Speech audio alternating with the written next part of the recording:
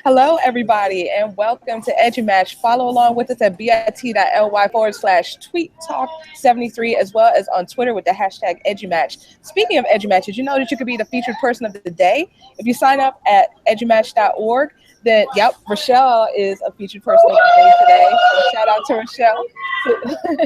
So you can be featured just like Rochelle. So just sign up at our website, and what that will do is connect you to educators all over the world along similar areas of interest. And if you have a blog that's easily retweetable, then we will retweet it for you, and we will add you to our Voxer group and a whole bunch of other really, really cool things. So definitely looking forward to connecting with you guys on there. Just FYI, there's a short wait, but good things come to those who wait.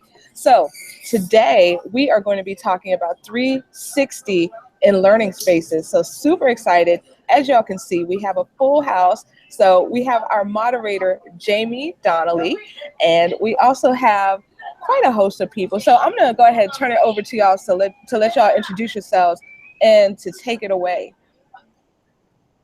My name is Dan Krinis. I'm an instructional coach at a middle school in Derby, Connecticut.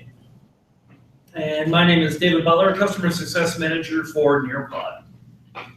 And I am Mason. I'm a digital instructional coach at a 9 through 12 high school that's one-to-one with iPads in Garland, Texas.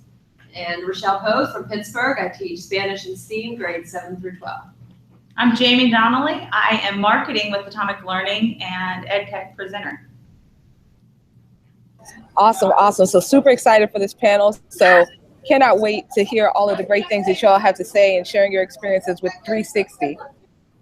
Awesome. Yes. So just getting started, 360 is such a crazy topic because I think we attach that to VR a lot because virtual reality is in all around you, right? That 360 experience. So it's really neat to kind of talk about both video and images. And I think the group of people here are pretty excited and passionate about using that within education. So maybe if anybody wants to chime in about what you think is the reason why this is becoming so popular. I'll start. I just left the classroom. Before I became a digital instructional coach, I was an English teacher. And one of the stories we read was during our nature unit. We read Thoreau, and we read his essay where he was describing Walden Pond. And it's one thing to read the essay and to read the words on the page, but it's another thing completely to be able to immerse the students into a VR world where they actually were able to see Walden Pond in a 360-degree view. So that was really cool. They actually got to see what he was describing, and they were able to understand why, for him, it was really important to have the simplicity in life. And I think that to kind of piggyback off of what Mason said, it's equally important that students not only get to be able to experience in the classroom things that would normally be taking place outside the classroom, but I know it's probably the same thing with a lot of schools as it is for me in my school. Sometimes students never, or at least at this stage of their lives, haven't really traveled very far away from home yet. And so to give them experiences in the classroom about people and places and things that are way beyond their own experiences and sort of what they know in their little bubble of a world, it's really exciting for them, and it's just one more really exciting way to engage students. Technology now that is sort of up and coming. Yeah. Anybody else want to chime in on that? Why is it becoming so popular? I think I couldn't really add much to what either of you just said other than big engagement is that the students who, like Dan said, may not have that opportunity. It gives everybody that equal opportunity where they can experience it and be immersed in it. And you have some students who maybe, not that they're necessarily bored in your class, but you need something a little bit extra. When you give them that opportunity to go in and like be involved in that environment and see all the different aspects of it, I think the possibilities for adding to the learning are just huge because there's so many things that you can do, even if it's just one image, depending on whatever you teach, you can every student like more meaning to it, it's more authentic, and when you notice the students aren't looking at the clock as much, like you know it's working, so that's a bonus too.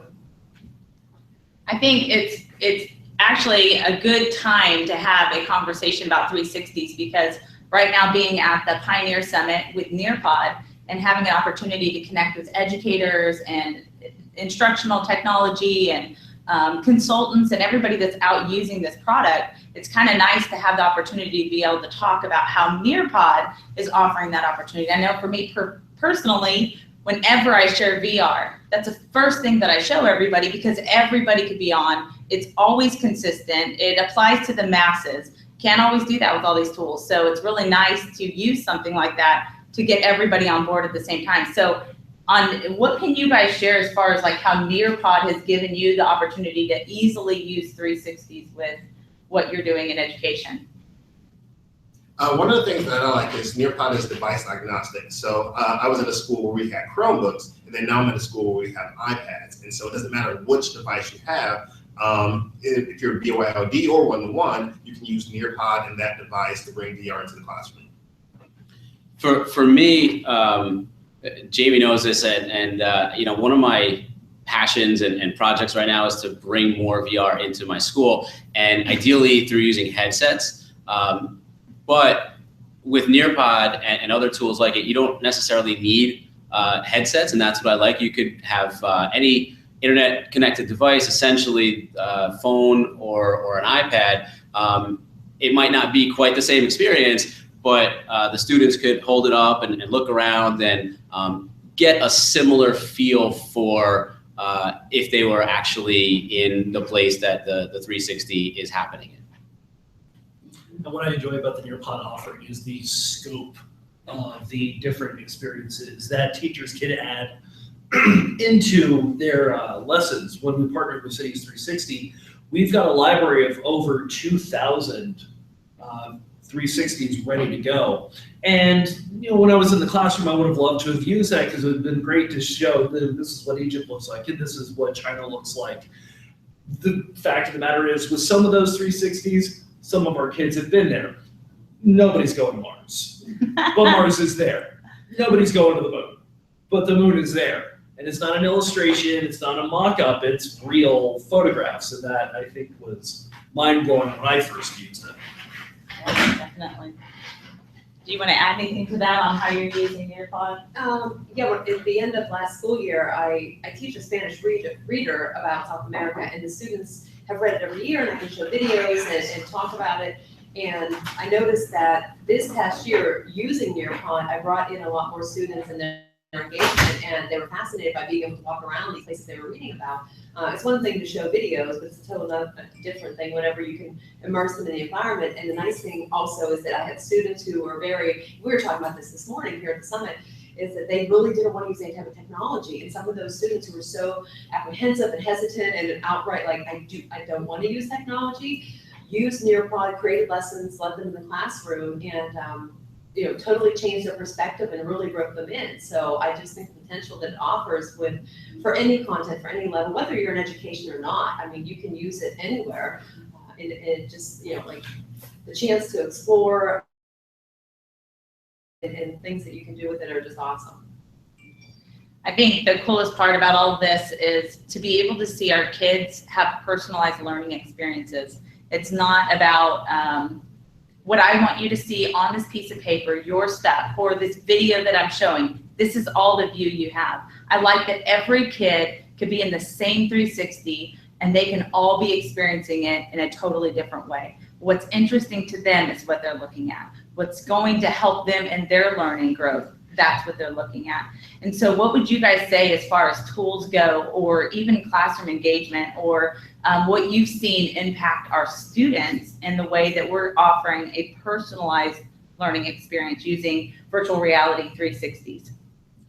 Engagement is a huge piece. My principal, she went to another campus and she was doing walkthroughs, and she was in a class where they were using VR and looking at some 360 cities. And she was amazed that every single, and this was a high school, every single student was engaged in the lesson and in the learning. And she actually sent me a text message. She didn't wait to come back to campus. She said, the students on this campus are doing this. How can the students on our campus do this? I want them to be engaged just like this. And so she was really excited about that engagement piece.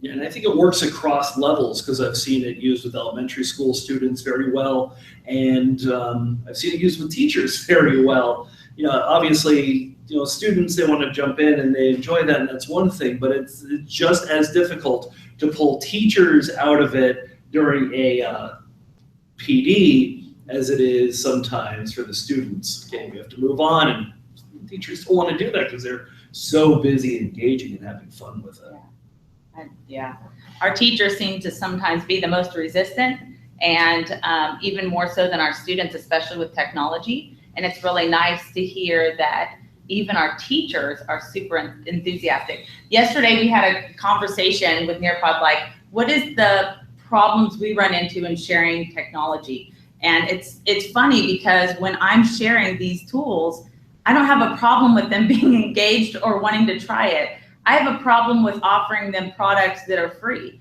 And so kind of going into that next step of cost, often they want to know, we have to all have devices, we have to all have this, we have to have these viewers, and that's the only way to do this, and we have to purchase these crazy packages for $10,000, and you guys know which one I'm talking about too. And so, you know, you're like, this is insane to think this is the way we get this in there, which is not true. So share with like some tools and some resources that we can bring to the classroom that would be free or low cost, an effective way, and easily used in the classroom. Well, I know we can start with Dave.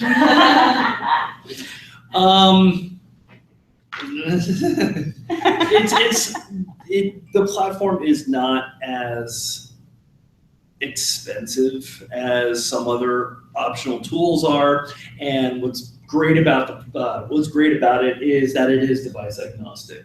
A lot of people either have the technology and it's just sitting in the classroom collecting dust because the teachers feel overwhelmed sometimes, like I don't know what to do with these things, or, and my wife is a great example of this, her school just doesn't have enough technology for everybody, but she's at a high school, they all have phones. So your students have brought the technology in. They're gonna be using them.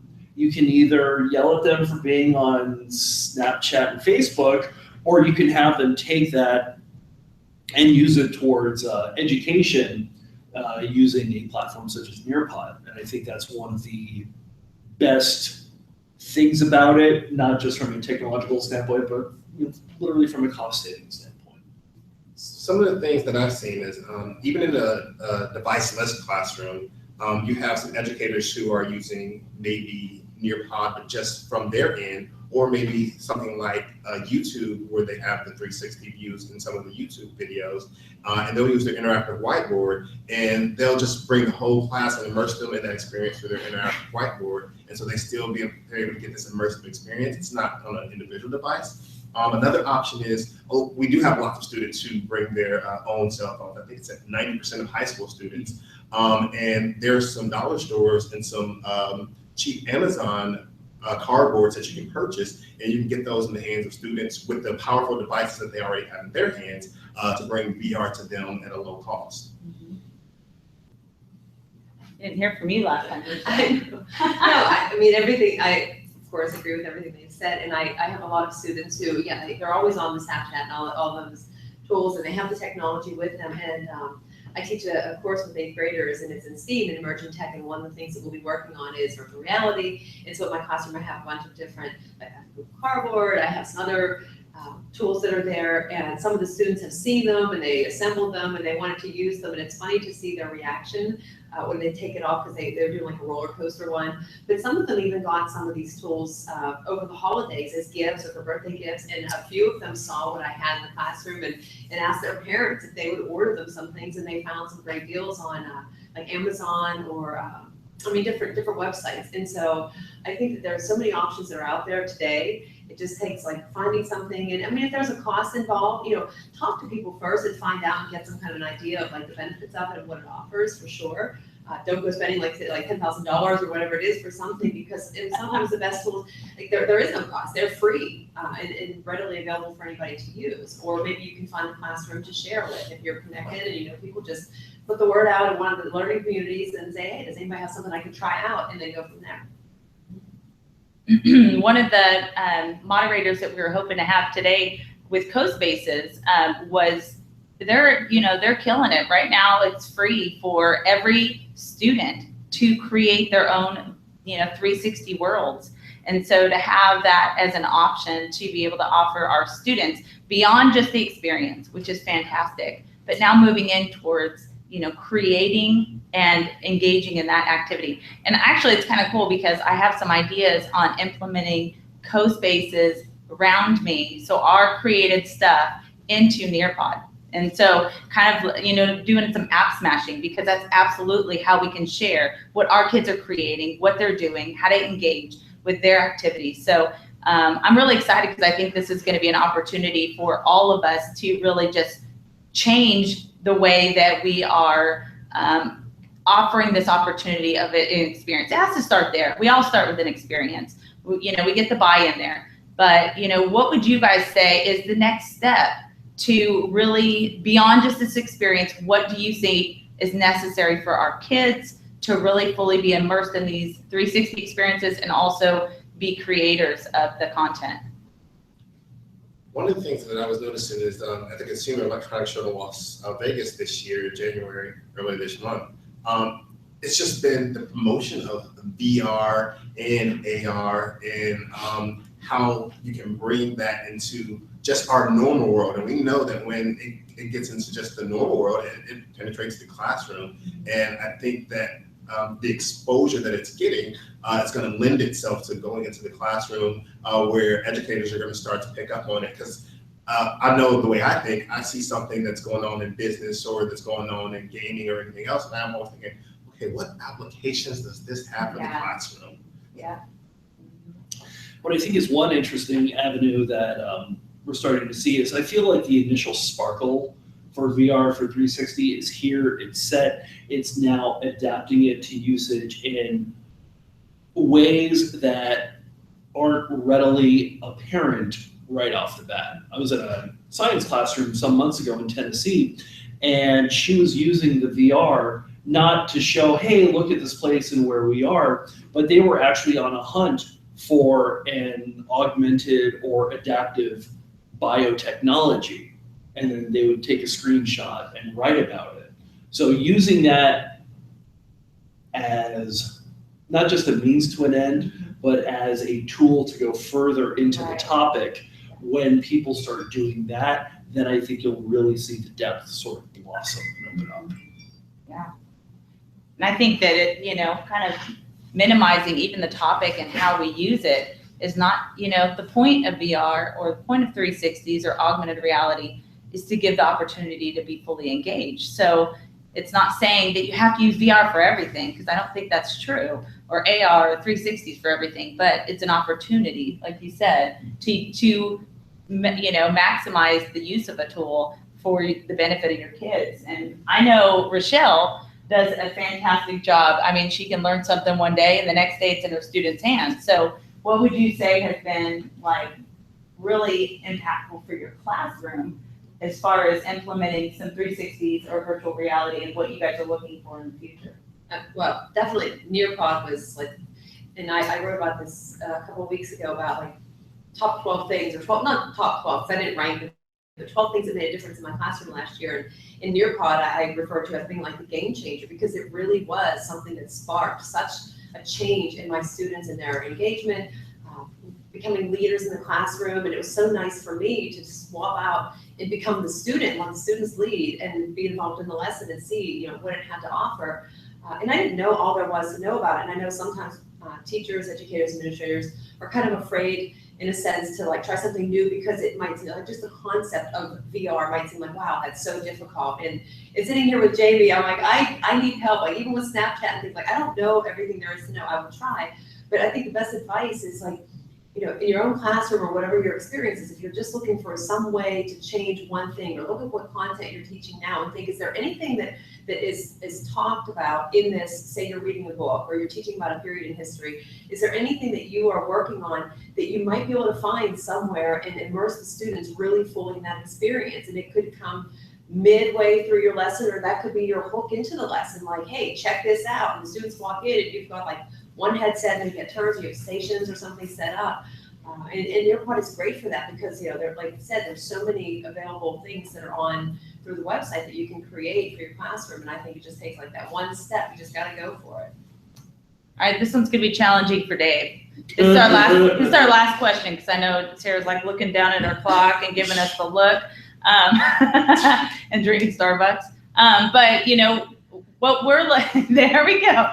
But you know, if I had to ask your top 2 or 3 tools that you think could be implemented tomorrow with your classroom, or something that you need to look into today so that you can start applying and using it, I'm going to give you guys a chance to think about that for a second. But top 2 to 3 tools that would be some good recommendations for classroom use and using 360s. We've already went over why it's important to use that, why it can be effective in your teaching, but you know, maybe even like, how, you know, what do I start off with? I mean, we heard about Nearpod for sure, and I'm pretty sure that's going to be Dave's top 3 answers right there. But you know, what beyond that can we say is you know, a tool that we can begin looking at or including that? So I'm going to start with Mason. I would definitely say one of the biggest online resources for content is YouTube, and most of that content is free. And when teachers are getting their feet wet and they're just trying to see what is out there, that is definitely a go-to place. And a lot of times they forget about it. Yeah. They'll come to me and say, hey, I need this or I need that. And I'll go on YouTube and I'll board them what I find, because that's what it's all about. That's where a lot of resources can be found. Yeah. And so sometimes we just kind of forget. So I think all of us would say Nearpod here, yeah, of course. Definitely. But you know, looking at YouTube with 360s, I think that's really powerful. When that came out and was available on Apple finally, because of course they were all Android based. This is the one time you don't want to be an Apple user when you're talking about VR.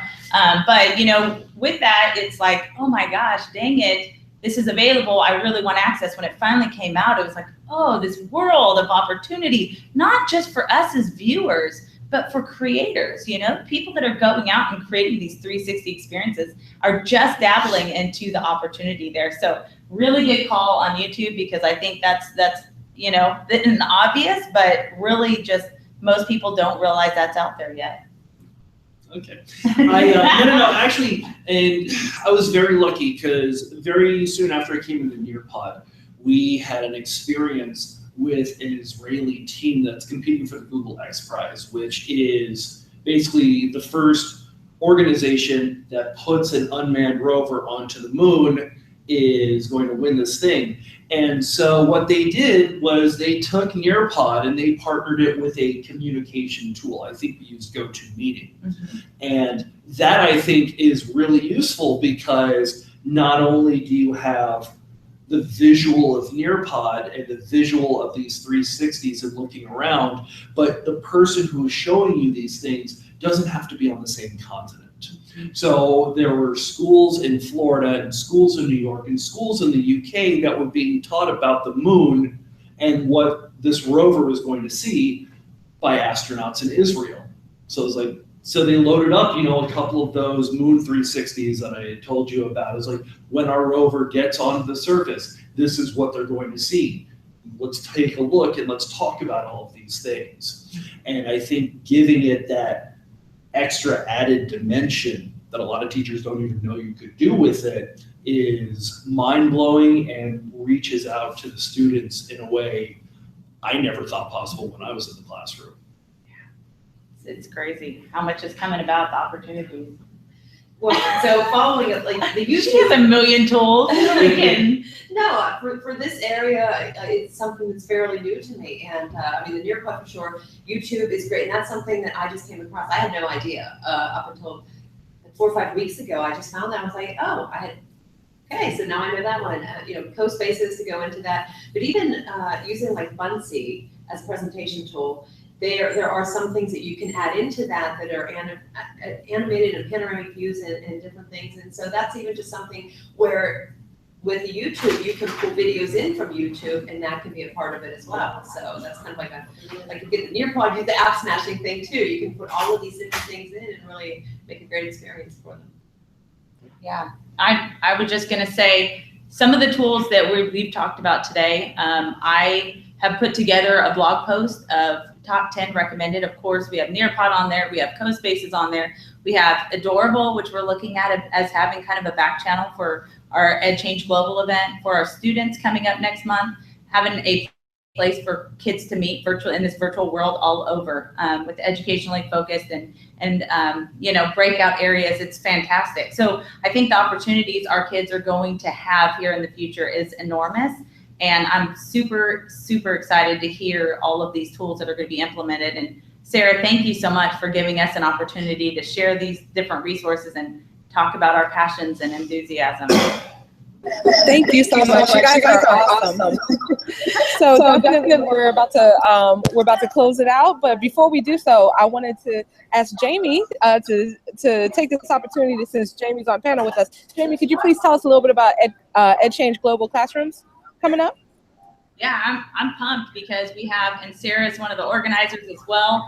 We've got quite a few, and we have this amazing opportunity to offer a day for kids to connect and collaborate. I mean, that's really what we're doing. I mean, it sounds like we're doing a lot more, but what we do is just offer a day and excitement and enthusiasm for kids to come together from all over the world. Had a chance to go through our stats and look at our past 3 EdCamp Global events that we've had, both for classroom teachers and for students, and we've been able to reach out to 81 different countries. It is phenomenal. It is just incredible. So think about the opportunities our kids will have to be able to connect in these types of events. And all we're doing is saying, hey, this sounds like a good day. Let's go with it. And people are jumping in the masses because they need this for their kids. Totally free, going to be incredible, safe, awesome opportunity. We'll have 3 different sessions happening every hour. And every single one of the sessions will have up to 200 video chats happening live within our students and our classrooms. So we're thrilled. We have a blogathon happening next month. Every single day, we're highlighting global education or anything connected to our past events that they've learned or grown and shared. We have Rochelle as one of our guest bloggers. We're going to be highlighting a blogger every single day with the help of Evan from Beluga. And so we're just going to have just incredible opportunities. Hopefully we can get Nearpod on as a sponsor. Not a decision I get to make. Yes, awesome. Yes, we have people saying for TCA looking at going to Nearpod. Awesome. So yeah, I'm excited about that event. And Sarah, thank you so much for the opportunity to share. Absolutely. Absolutely. Could you tell us the link where people can go to sign up? Yeah, that would be helpful. So it's tiny.cc/EdChange and that's it. So it's all lowercase, EdChange Global, no spaces or anything there. And so you can go to the website. You can find every page has a register now link there, and it gives you more information on how to get involved. It's going to be the simplest event we have ever had because it's all in one place. So the convenience of having notes already set up, videos already set up, all you're doing is just showing up, even for our facilitators. So that's going to be fantastic. Awesome. Cannot wait. That is going to be such a great day of learning. So I definitely wanted to thank you, Jamie, for moderating, and wanted to also thank Dave, Mason, Rochelle, and Dan for participating, as well as everyone who participated with us on Twitter. This was great. My mind is like whoosh right now. So definitely learning about this 360. So this is awesome. So thank you to everyone. Just a reminder that our EduMatch book is available on our website, edumatch.org. So check it out. Rochelle has a chapter in there. Woo woo, Rochelle. So that's chapter 3, right? It is. Thank you. That's so awesome. Chapter 3. So check that out. Absolutely. So it's on our website. It's also on Amazon if you search it up, paperback and Kindle version. So the chat will be transcribed and available within the next probably 5 minutes or so. And this podcast will be available online as well, and on iTunes in a few weeks. So come back next week. We're going to be at our regular scheduled time, 6 p.m. Eastern Standard Time, and we're going to be talking about Instagram and education. So anyone can be a panelist. You can just sign up at tinyurl.com/EduMatch sign up. And definitely looking forward to seeing y'all there. So if you want to subscribe to the podcast, just go to bit.ly/EduMatch podcast in all lowercase letters. So everyone have a fantastic week, and thank you for joining us. Thank you, Sarah. Bye, guys. Bye. Thank you.